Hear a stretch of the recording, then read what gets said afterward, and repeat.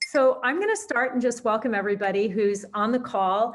We're so happy to have Mykal-Michele with us tonight. I just want to let you know that tonight wraps out our Germantown Academy Cooperative Learning Program career conversation webinars. We do this series. This is the second year we've done it. I think of it as one of the COVID silver linings. We needed to pivot away from placing students in local jobs, and instead we brought the alums to all of you. So as usual, we're recording this and we will send out a link to your GA emails. I'm sure Mykal-Michele would be happy to get any emails from you guys if you have some questions after seeing this tonight, or if you watch the recording. And as always, we have a little Q&A at the bottom of the screen. So you can drop your questions in there and we'll get to those after Mykal-Michele walks us through what she's been up to, which is super exciting. You guys are in for such a treat. And now I'm going to turn it over to Heather Durkin, and she'll give you the official introduction of our speaker tonight. Okay, great. Well, here we are, the last Career Connections webinar of this season. I feel like we have a show now. And we're so lucky to spend it with our guest alum, Mykal-Michele Longino. I'm such a fangirl of yours, Michael. She is GA class of 2018, and she's joining us from Atlanta, where she's finishing up her work at Spelman College and will be graduating officially this Sunday. Mykal-Michele officially started at GA as a GA student in 2004 in pre-K, but that wasn't her first time on campus because she has brothers who also went to GA. So she was part of the community long before pre-K even. In the upper school, she was on the UPrimer staff as a photographer, a member of Kershaw House, part of the Black Student Alliance, and was selected by her classmates to be in the Academy Club. Interestingly, I noticed in her yearbook that her class also predicted that by 2038, which is 20 years after graduation, she would be the, quote, first Black female president of the United States. I would say that is a phenomenal endorsement. And she's headed there already. She's making moves. Since leaving Fort Washington, Mykal-Michele has been at Spelman College in Atlanta, Georgia, where she's completing her bachelor's degree in English writing and is on the business track. She's president of Morehouse Spelman Pre-Law Society and is also a member of the Alpha Lambda Delta Honor Society. She held internships early in her college career at Lennox Corporation and then at Bandar and Ballou. I remember that one, actually. She is a Thorogood Marshall College Fund Apple Scholar and has interned at Apple for 2 summers during college, including one working for Shazam, which I'm excited to hear about. She will begin her professional career at Apple as a marketing specialist on their growth marketing team after graduation. We're grateful for the time and words of wisdom that she's already given to GA students earlier this year on campus, and excited to hear more this evening. So please join me in welcoming Mykal-Michele Longino. Thank you for joining us. Thank you for having me. Hi, everybody. It's so funny talking on Zoom because it's like, I see you all, but I know there are also other participants. But hello, I'm really excited to be back and to share some of my story. Doesn't feel like that long ago that I graduated from GA. And now I'm about to graduate on Sunday again. And I just feel like time is moving very fast, but I'm just excited for these next steps. Oh, I see a hi. I'm just trying to think of where to begin. I mean, would it be helpful if I just start with my college journey and like... Why don't you start with leaving the quad 4 years ago after shaking everybody's hand in the graduation line, I think... I'll start. I mean, it's so funny because as I'm about to graduate, I've been reflecting on that same moment because I'm not really a super emotional person, but I was so sad, like just to leave GA and that nest because GA was home for 14 years and I'm heading to Atlanta, not really knowing anybody. Choosing Spelman College was definitely in my mind a risk because It's a historically Black school, and growing up, I didn't grow up in that same type of environment. So I was really nervous. I felt like far from my family. But, August came and it was time to go. And when I stepped on the Spelman's campus, I honestly had my GA backing that helped me just stay confident and ready in classes, and was constantly praised by my teachers about my writing skills, and was just like, okay, I'm going to be okay. Like, I'm going to be okay. So yeah, after leaving GA, heading to Spelman, I instantly loved it because I loved the environment. I loved the Atlanta culture. I loved being in an all women's school. I felt like I was getting the support that I needed from my teachers, but I definitely was a little nervous because at GI I did everything. I was in every club. My friends and I used to laugh because I never went to lunch. I always had a meeting. I was used to being so involved. So when I got to Spelman, I was very bombarded with just how much there was to do, which happens to a lot of college students.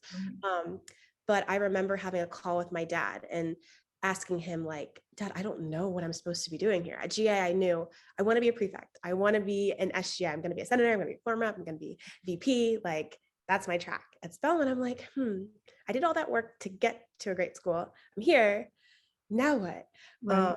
So we quickly figured out a plan for myself, and it became, you know what, we're going to move through Spelman with a strategy. You like to write, you're going to be an English major. You don't have to pick what you want to do, but let's maybe pick a track that you like, and that'll just kind of be your light at the end of the tunnel. So I chose a pre-law track, and I'll get to how that kind of shifted. But I decided early on that I was going to be on a pre-law track and that I was going to go to University of Pennsylvania Law School. And I knew that in September of freshman year. So that meant I needed a certain GPA. I needed a certain, resume. That was just kind of my guide. So I joined the Pre-Law Society. I joined some community service groups, and I just started really making myself known on campus in a way that honestly felt natural because that's what I was doing at GA. So I figured out my place in different ways like I did at school. Fast forward to the end of freshman year, great year, really found myself, developed some independence, loved Atlanta, but it was time to do something. Spelman has a culture where you have to be constantly working, and sometimes it feels really competitive, but I was talking earlier about that push that they just encourage us and let us know, you're capable of doing everything you want, you just have to do it. So I went abroad. I went and studied in London, leadership across cultures. Wow. Did 3 weeks there freshman year, and then came back and was like, I need something else.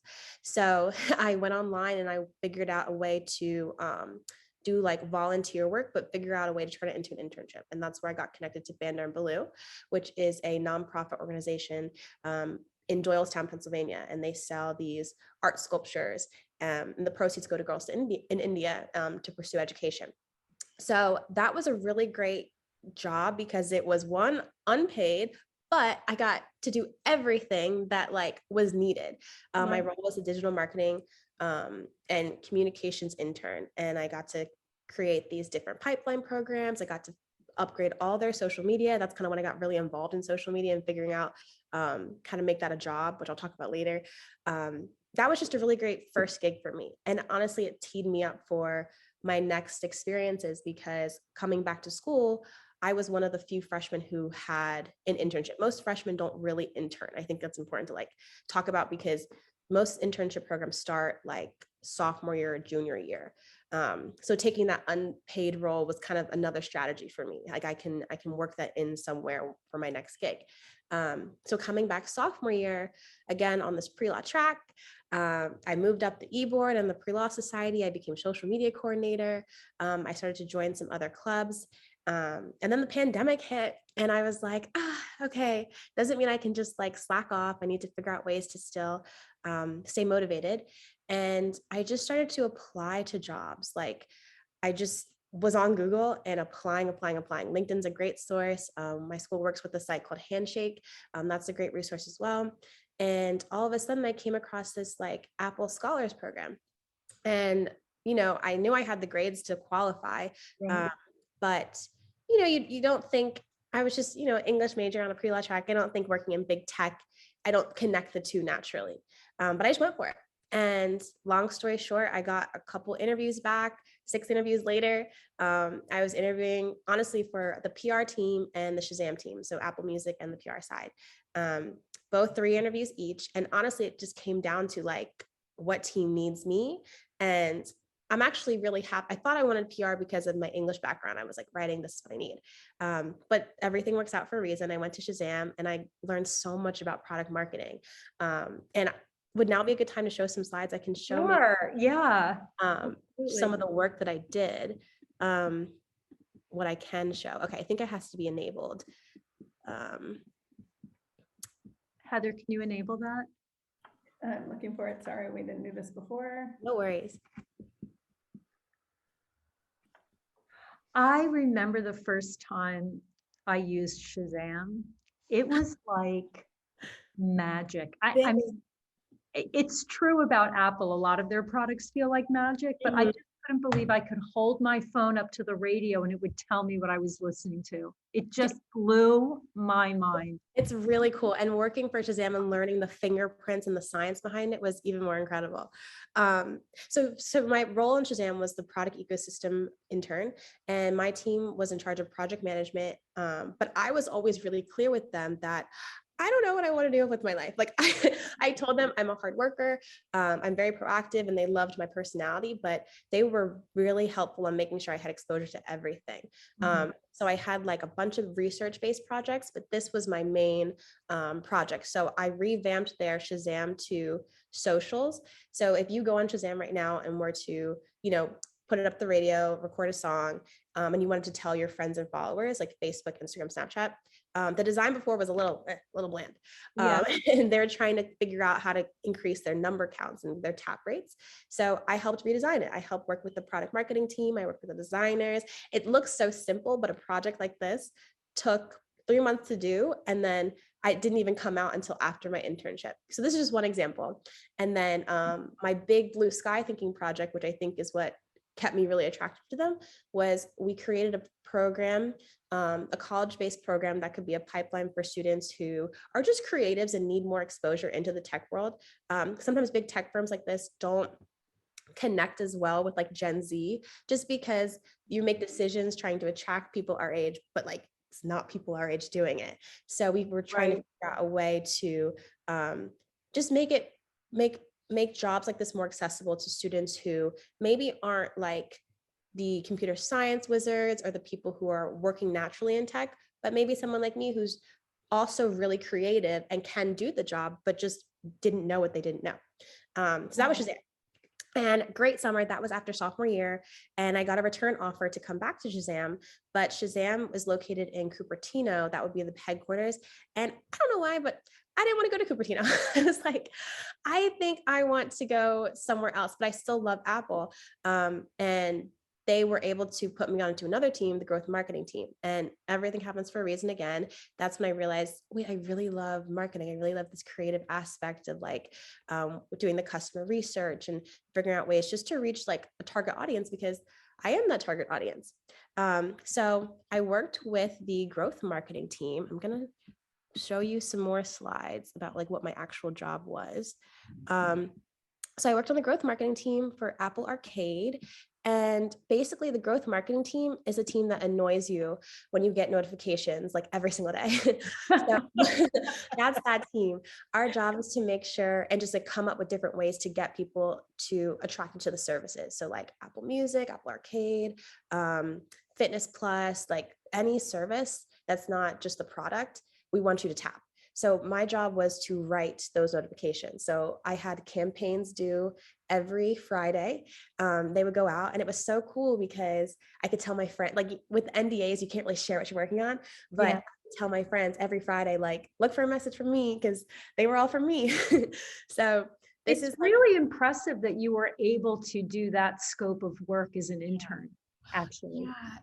Yeah, you know what? And that's why I'm really big on encouraging internships like in tech, not just tech, but Apple for sure. And I know Google is similar. They are very hands-on. Like I right away was given a lot of responsibility.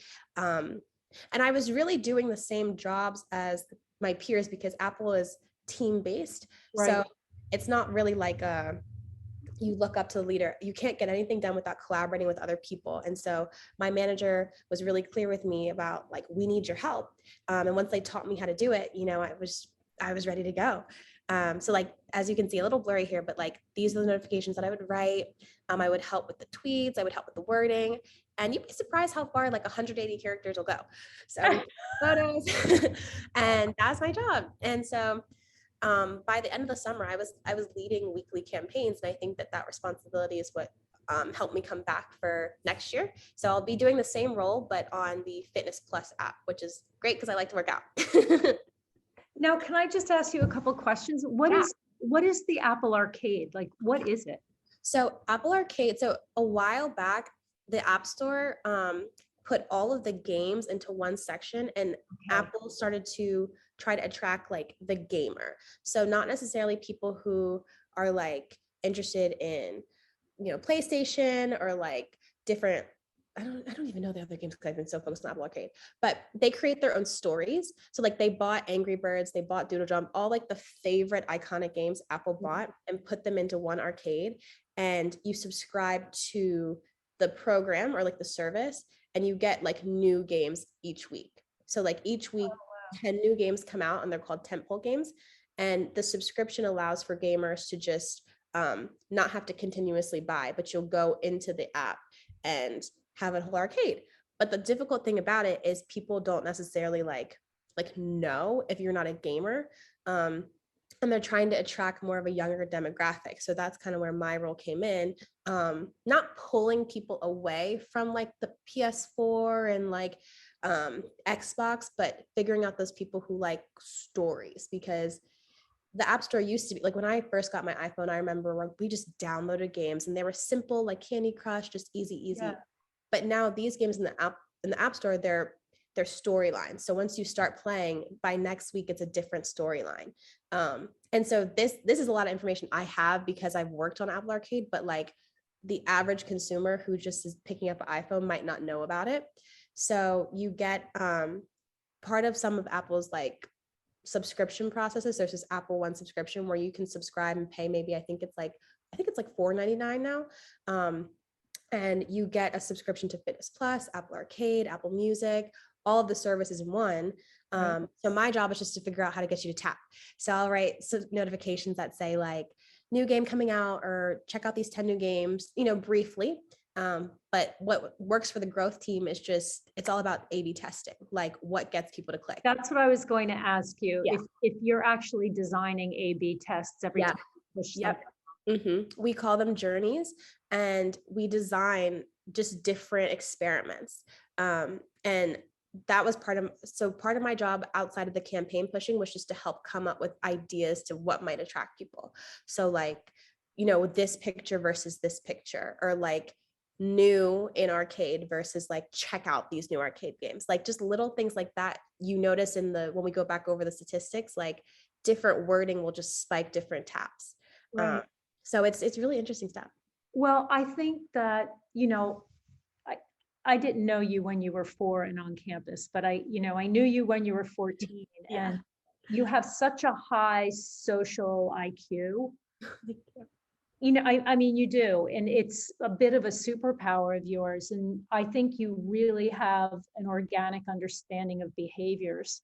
And so I'm not surprised that factors really heavily into the work that you're doing. I mean, because, I have a question there's a question in the chat, which in the Q&A, which I'll ask you a little later, talk a little more broadly about the characteristics needed for marketing. But there's lots of different kinds of marketing, and your focus on growth marketing is all about understanding behaviors to increase engagement. Essentially, that's the net of it, right? So I find this is such an interesting, I mean, I can't believe you're doing this early in your career. Like, you didn't even graduate yet. I know. Graduate on Sunday. So it's super impressive that this scope of work is something that, you've been able to attend to, and probably you convinced them that you were a talent that was a must-have after they saw you in the internship space, right? Yeah, well, thank you. And that's why I'm such a big advocate for college students, especially non-technical college students, because like I'm very open and honest about being an English major. Like that was honestly probably something that I dealt with, like some type of imposter syndrome when I first got there my first year, because even though my managers were so encouraging and constantly let me know, like, no, you are here for a reason, you can do this job.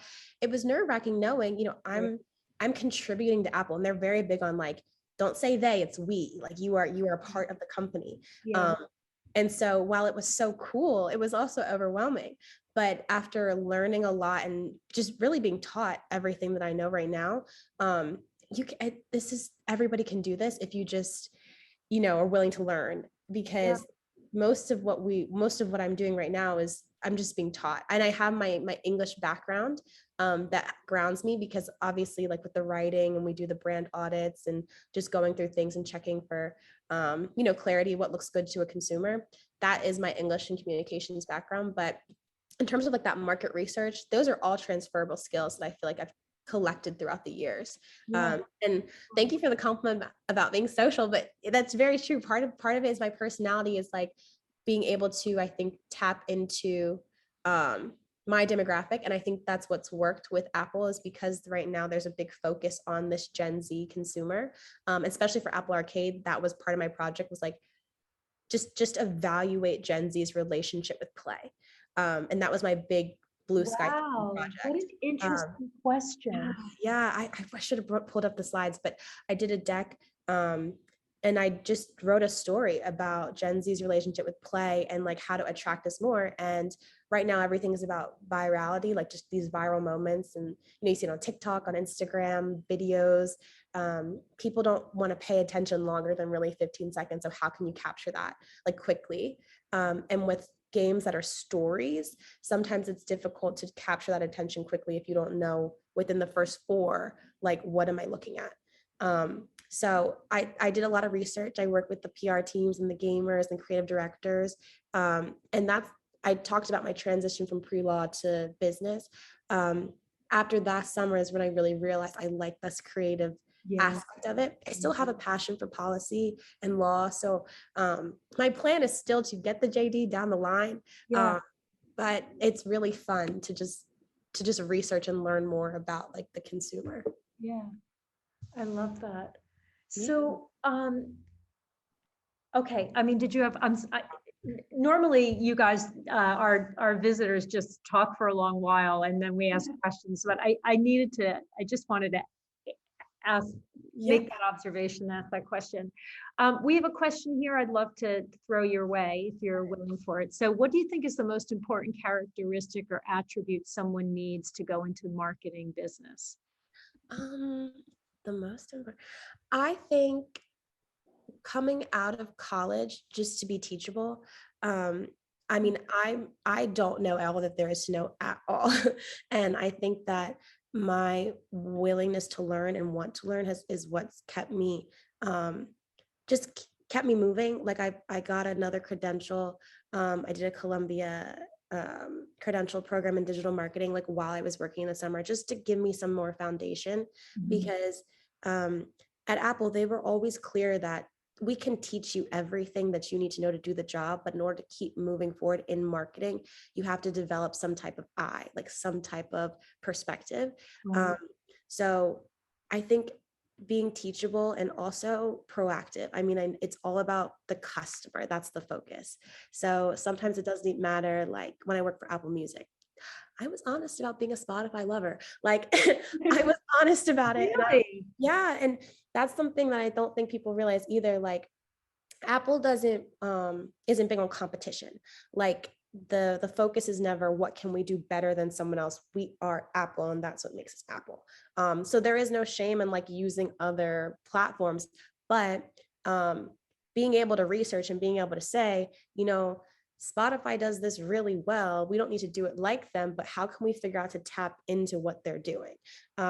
Like that. Why do you like Spotify more than Apple Music? I'm curious. So I use both. Like I use both probably the same amount. I just prefer the way that Spotify, they're augmented, like Apple's manual. So there is somebody behind each playlist that you see, like curating it, which is really special. Especially these days when everything is run by technology and algorithms. There is that's really rare. So that's why Apple's so special. But with Spotify, and especially I think as a younger consumer, it's really cool sometimes to wake up in the morning and just have a new playlist that's dedicated to Mykal, like Mykal's Tuesday Sounds. That's really cool. But while that's cool, that's not Apple. So that's the difference. However, part of my job was to do just like market research. Like I came up with a deck my first couple weeks and just did a spread of what everybody else is doing, just to see what works, down to like colors, down to like wording, Apple versus Tidal versus Spotify versus Pandora, like the difference between active listening, or the difference between just like sitting down, pressing play and letting a playlist just run. Like little things like that is what I've learned to pick up on since working in these jobs. So you're running out an A/B test for Apple, right? And I'm guessing in the back end, there's data on whether A or B is performing better. So are you also mining the data to understand the story of success, or are you just sort of the front of the app operations? And then there's like a team of people crunching the numbers and looking at the bounce rate and things like that.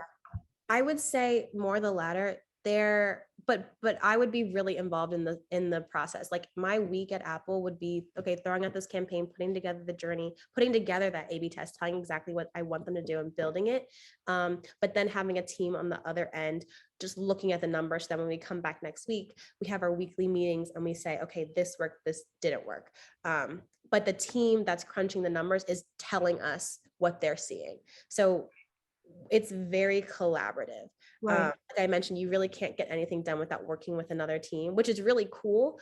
But that's that collaboration. And I think why Apple's really so special, because it's really an all hands on deck thing. So on the growth marketing team, that team that's like crunching the numbers and looking at the data, they're doing that for each service. So like as an arcade, growth marketer, I'm pushing out A/B tests, but so is fitness, so is Apple Music, so is news, so is podcast.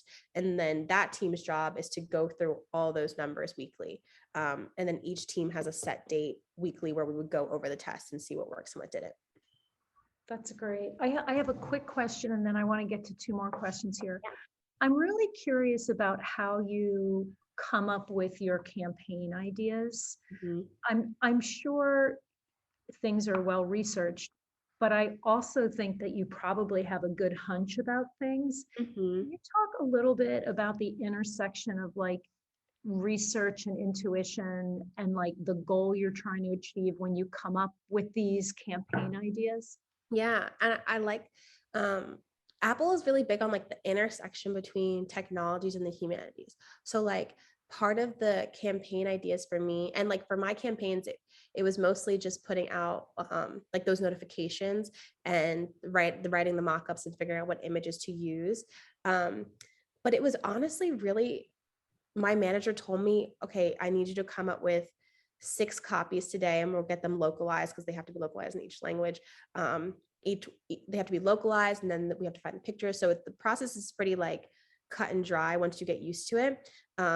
But I had a lot of freedom just to say, you know what, this is the game, this is the story of the game. And I think this is where my background in English really helped me, because I had to read the game description by the developers and figure out how to put in like the story within 180 characters.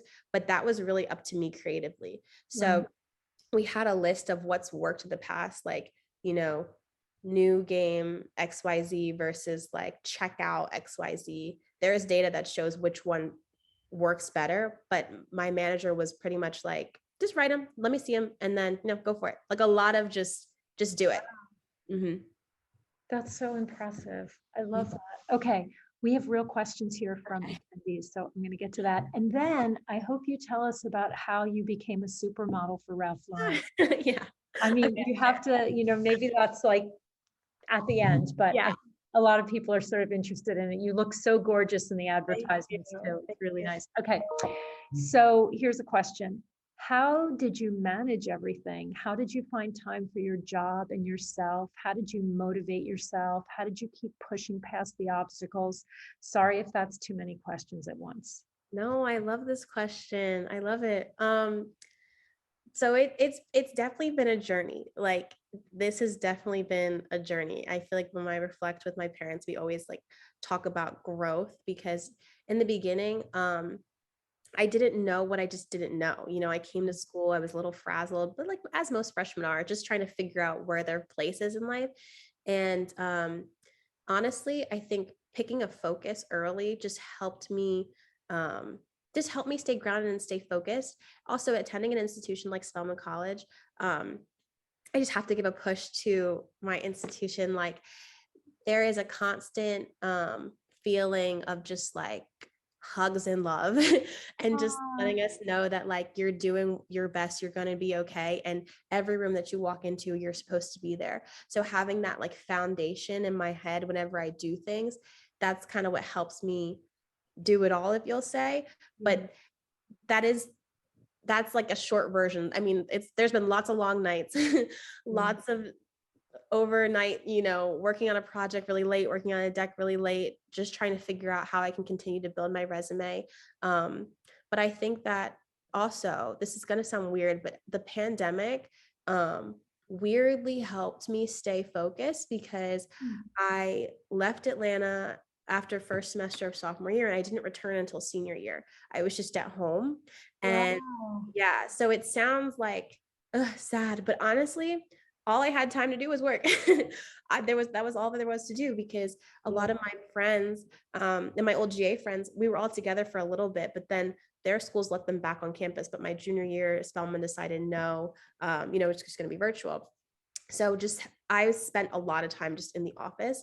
And I think that that's a testament to like, if you really want to do something, you're going to have to put the work in, but it always works out when you do. So I spent pretty much a year and a half just like studying, working, creating decks, getting, different certifications, just building my resume. So that way, I was always aware, like working at an Apple, I need to have some type of businessy background or foundation with my English major. So that became my focus for the past year and a half. So I hope this answers the question. Like, I think that I'm still figuring out how to manage everything. Work-life balance is really important to me. I have my hobbies that keep me grounded. I really enjoy working out. I really enjoy spending time with my friends and family. I like to read. I like to write, just journal for fun. So I make sure to like put time in for myself. And I think that when I do that for me, the work also gets better. That's awesome. Okay, here's a good next question. It's a perfect follow-up to that. So do you need to understand and or learn different ways the human mind works to really reach the public and grab their attention? Ooh, Good yeah, question. that's a great question.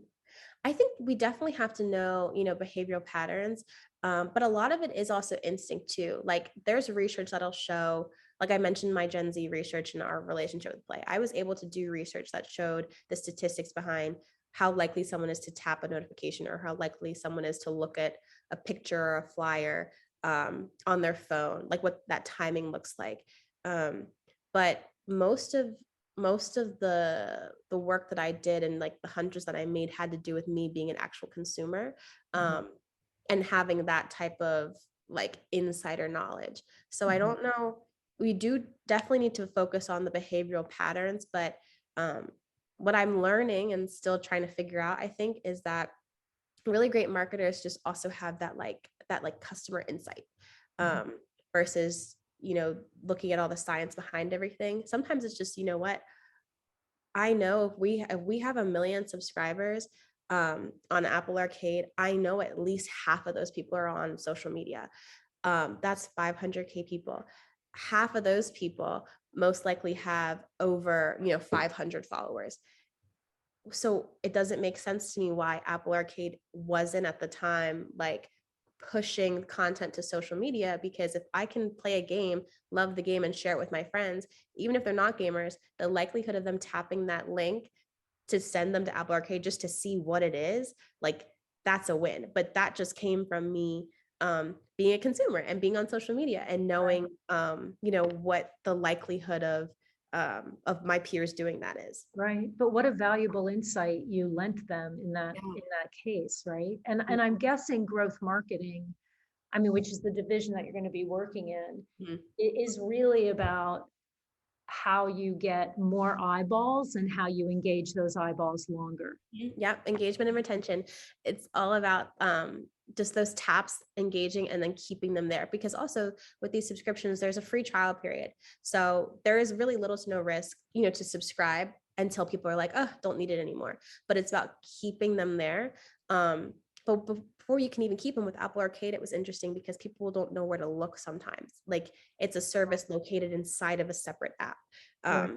Like that sounds simple, but it's a little bit more complex because you don't even know where to go to engage.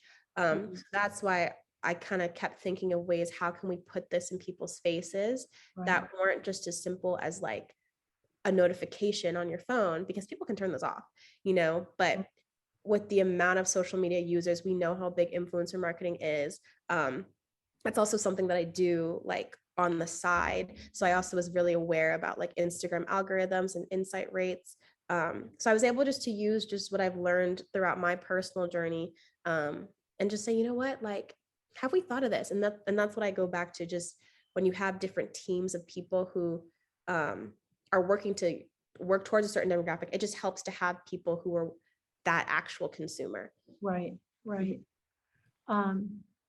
It'll be interesting to see how that develops, right? Because some stuff comes loaded for free, and then once you start using it, the next level functionality is a subscription fee, right? So it's really, I mean, I'm just personally curious to understand like how all of this works. But we don't have too much time left, so I really want to make sure you get to talk about the Ralph Lauren gig, and like we want to know everything, how it started, if you got to keep all the fabulous clothes you were wearing in the ads. Is it fun to see yourself all over the internet? And yeah, tell us how it all happened. That was awesome. So at Spelman, I'm really involved, and I'm in an organization called Pulse, and it's a programming organization. We plan like the fun homecoming things. We plan like just different parties for students, kind of like a form rep, like GA, but for Spelman. So that club is connected to a lot of different like outside resources. And so we got an email one day that just to Pulse, and it said like exclusive like photo shoot with like brand, but like can't say the name, just something really vague.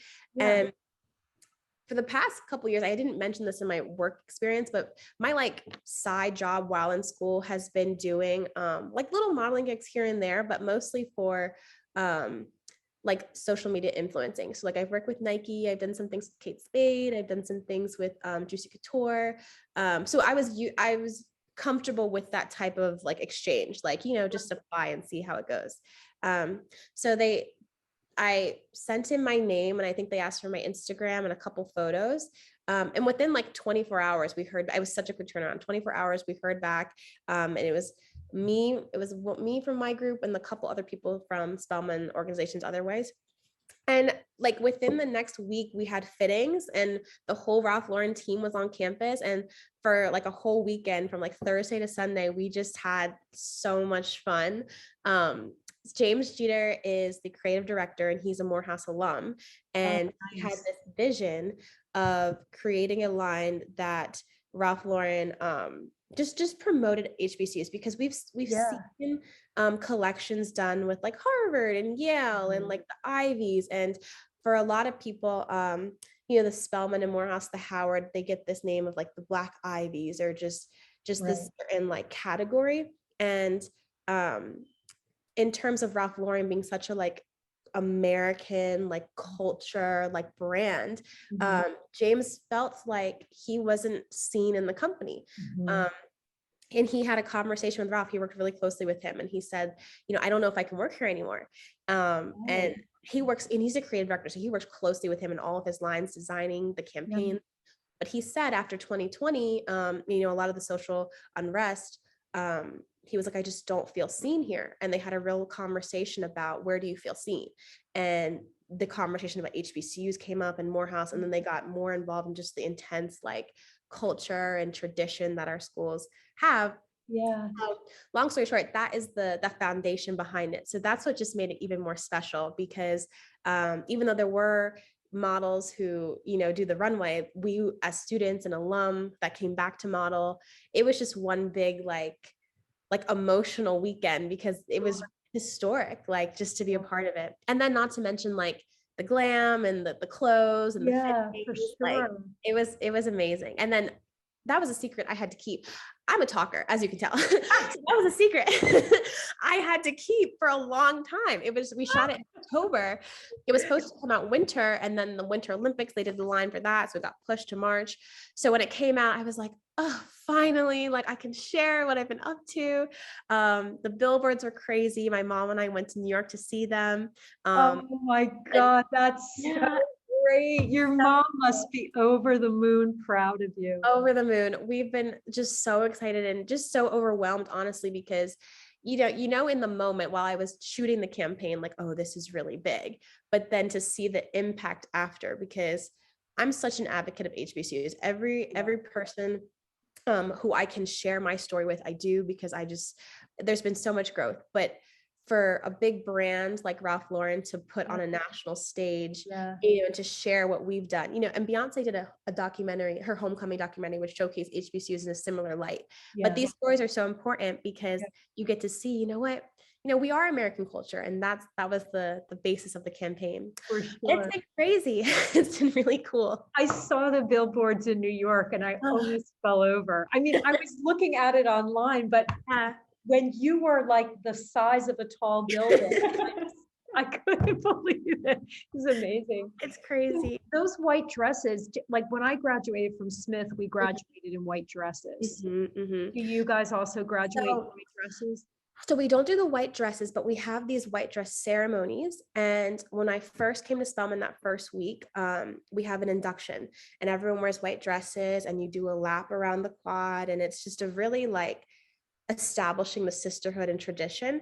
And then when you graduate, we have all these traditions where we have to also wear white dresses, and there are these white dress ceremonies, and you walk through the arch. So there's a photo of us holding like a Spelman sign under an arch in the white dresses.